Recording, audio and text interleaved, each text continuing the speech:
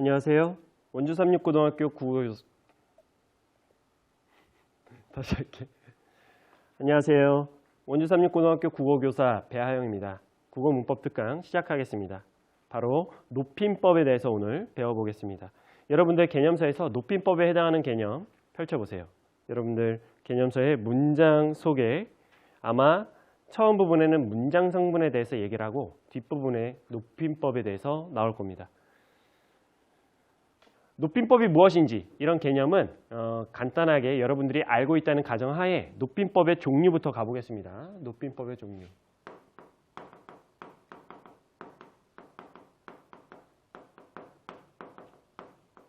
자, 높임법의 종류는 첫 번째 상대 높임법이 있습니다. 상대 높임법. 그리고 문장의 주체를 높이는 주체 높임법.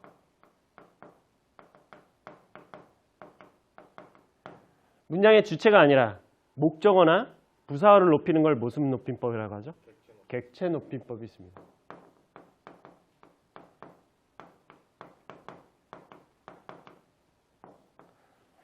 자, 방금 얘기를 했듯이 상대 높임법은 누구를 높이는 높임법이에요? 그 나의 말을 듣는 상대를 높이는, 청자를 높이는 상대 높임법입니다. 두 번째, 주체. 주체 높임법은 그 문장의 뭐를 높이는? 주어 또는 주체를 높이는 높임법이 주체 높임법입니다. 객체 높임법, 바로 문장의 서술어의 객체를 높이는 높임법인데 문장의 서술어의 객체라고 그러면 내가 아까 잠깐 언급했는데 어떤 문장 성분을 얘기하는 거예요? 네, 목적어나 부사어를 얘기하는 겁니다. 문장의 목적어나 부사어를 높이는 게 바로 객체 높임법입니다. 그럼 바로 상대 높임법으로 들어가겠습니다. 첫 번째, 상대 높임법.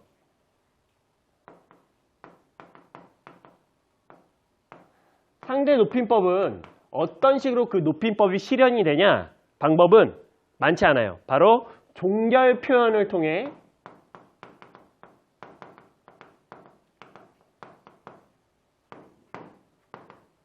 높임법이 실현됩니다.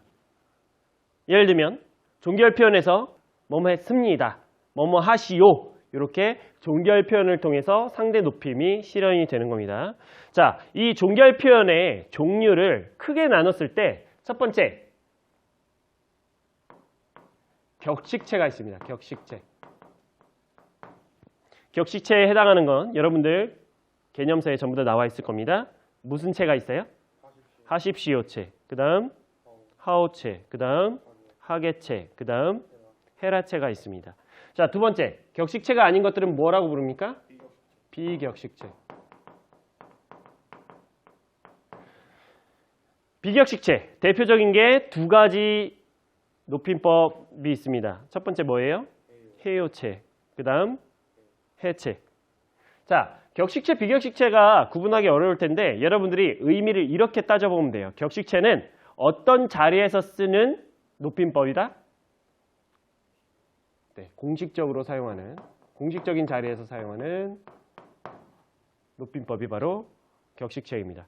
비격식체는 반대로 사적인 또는 친근한 상황에서 사용하는 높임법이 비격식체입니다. 자, 그래서 상대 높임법에 따른 종결어미의 변화를 지금 간단하게 얘기했는데 그 구체적인 예시, 뭐 예를 들면 평서형 문장에서는 어떻게 사용할 것인가, 의문형, 청유형, 감탄형 문장에서는 어떻게 사용할 것인가를 전부 다 지금 다루진 않을 거예요. 대신 표로 보여주겠습니다. 여러분들 표에서 없는 예시나 없는 내용들이 있으면 추가적으로 정리해 주세요.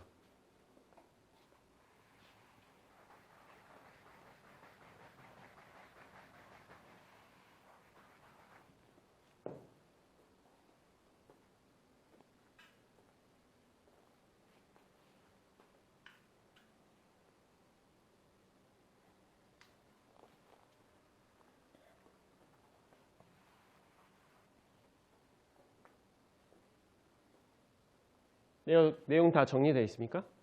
네. 그러면 바로 다음으로 넘어가겠습니다. 상대 높임법 다음에 내가 언급한 높임법이 무슨 높임법이었죠? 주체 높임법입니다.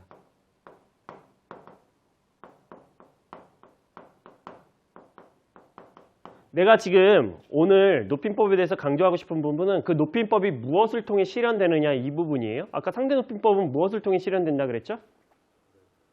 종결 표현을 통해 실현된다고 했죠. 그럼 주체 높임법은 어떻게 실현되냐? 첫 번째, 자, 상대 높임법은 간단하게 종결 표현을 통해 실현된다. 요거 하나만 했으면 됐는데 객체 높임법과 주체 높임법은 조금 실현되는 양상이 여러 양상이 있습니다. 첫 번째, 용언의 어간의 선어말어미 여러분들이 잘 아는 시를 통해 실현됩니다.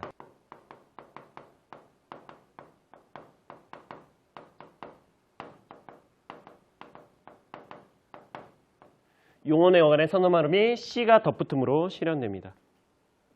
두 번째,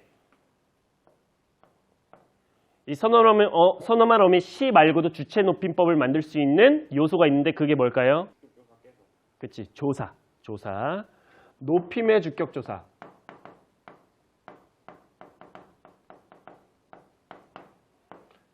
깨서로 주체 높임을 표현할 수 있습니다. 마지막, 세 번째.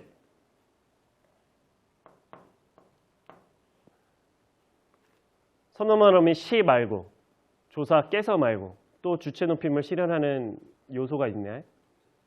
그치, 특수 어휘를 통해 계시다, 주무시다와 같은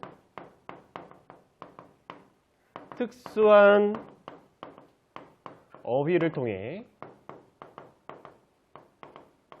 실현될 수 있습니다. 이렇게 세 가지입니다. 주체 높임을 실현하는 것. 첫 번째, 선어말 어미를 통해. 두 번째, 조사를 통해. 세 번째, 이 특수 어휘를 통해. 세 가지 종류로 주체 높임법이 있습니다. 자, 주체 높임에서 우리가 꼭 알고 넘어가야 하는 특이한 사항들이 있습니다. 첫 번째, 바로 간접 높임입니다. 간접 높임.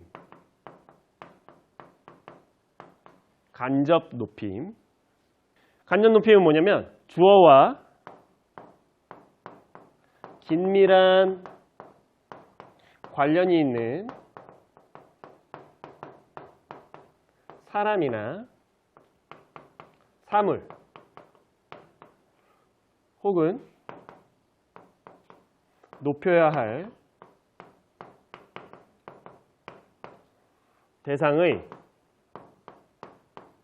신체의 일부분 등을 높임을 가지고 가까운 사물이나 신체의 일부를 높임으로써 누굴 높이고자 하는 거예요? 그 주체, 그 신체의 일부분의 주인, 그 사물의 주인을 높이고자 하는 거예요. 해당 인물을 높이는 방법. 이게 바로 간접 높임입니다. 간접 높임의 특징이 뭐냐면 대부분 어떤 절을 안고 있다? 서술절을 안고 있어요. 예를 들면 하나만 예시를 들겠습니다. 선생님은 아드님이 있으시다. 여기 높임법 어떤 높임 표현이 사용됐나요? 여기 어떤 높임 표현이 사용됐나요? 시. 또 아드님. 그죠? 시. 누구를 높이고 있는 겁니까? 있으시다. 있다. 누가 있다? 아들이 있다는 거잖아요. 아들이 있다. 여기에 시를 붙인다는 건 누구를 높이는 거예요, 지금?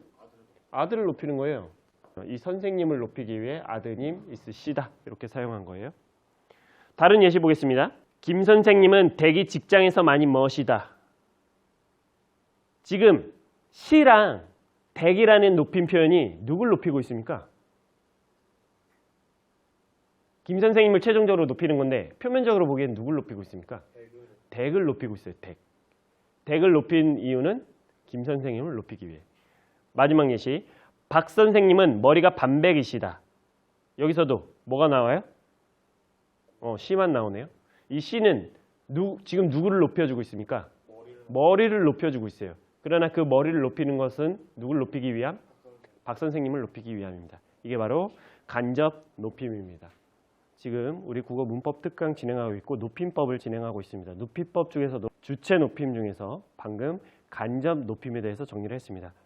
자, 주체 높임에 우리가 기억해야 될 특이사항이 하나 더 있습니다. 바로 압존법이라는 개념입니다. 압존법.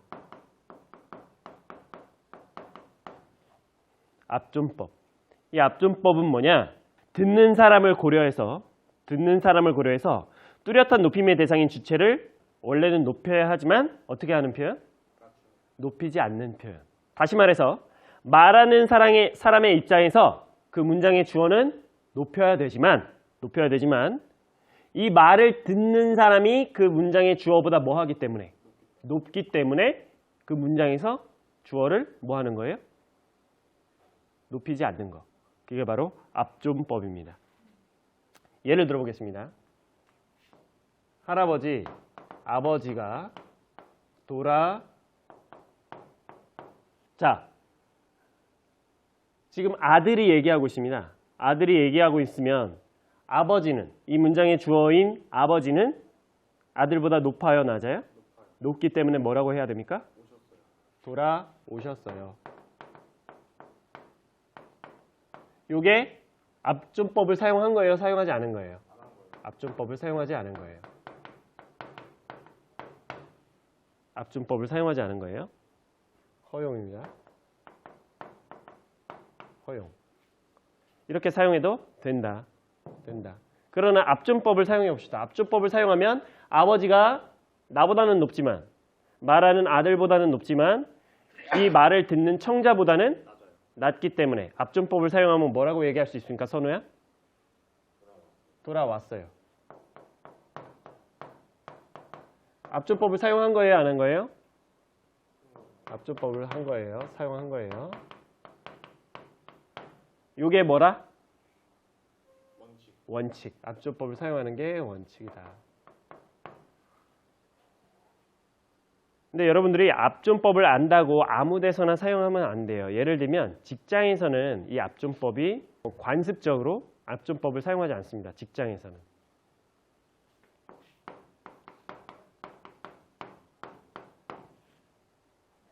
직장 같은 곳에서는 압존법을 관습적으로 허용하지 않는다.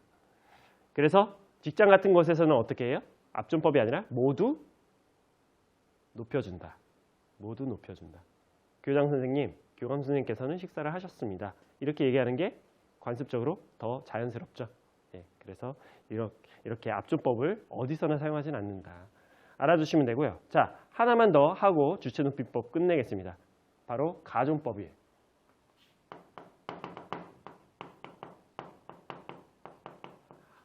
압존법의 반대였습니다. 압존법은 이야기를 듣는 사람보다 주어가 낮기 때문에 나보다 말하는 사람보다는 높지만 낮춰주는 거였죠. 그거의 반대라고 보시면 돼요. A가 B에게 말을 하는데 그 말 속에 C가 있어요. 그죠? 근데 이거는 손녀고 할아버지인데 아빠에 대해서 얘기를 한다고 해봅시다. 할아버지가 높아요? 아빠가 높아요? 할아버지가 높죠. 근데 손녀보다는 아빠가 높죠. 그래서 할아버지는 아빠를 존대할 필요가 원래는 없지만 손녀를 위해서, 손녀의 입장에서 아버지를 뭐 해주는 표현? 높여주는 표현. 그게 바로 가존법입니다. 가존법은 이렇습니다. 가존법은 듣는 사람을 고려해서 높일 필요가 없는 주체를 특별히 높여주는 방법을 가존법이라고 합니다. 예시 하나 적고 가봅시다. 손녀에게 얘야, 아버지는 어디? 자, 손녀니까 할아버지가 손녀한테 아버지에 대해서 얘기하니까 아버지는 높여야 될 대상입니까? 높이지 않아도 될 대상입니까? 할아버지 입장에서 높이지 않아도 돼요. 그러면 어떻게 쓰면 돼요? 어디 갔니? 이건 가존법을 사용한 거예요? 사용하지 않은 거예요? 가준법을 사용하지 않은 거예요. 그러나 가준법을 사용하면 얘야 아버지는 어디 뭐라 그래요? 가셨니? 가준법을 사용한 예시입니다. 자, 주체높임법은 이렇게 끝내겠습니다. 마지막 객체높임법 하겠습니다. 객체높임법은 이것만 체크하고 갈게요. 지금까지 체크하고 있었던 거 상대높임법은 어떤 걸 통해 실현된다? 종결 표현을 통해 실현된다. 주체높임법은 세 가지였는데 첫 번째 주격조사, 두 번째 선호말어미, 세 번째는 특수어휘를 통해 실현된다. 마지막 객체높임법입니다. 객체높임법은 첫 번째 특수동사가 사용되므로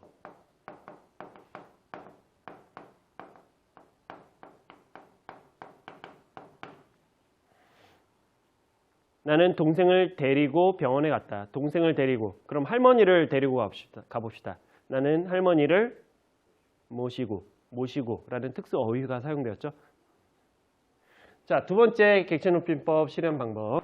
조사, 에게 대신에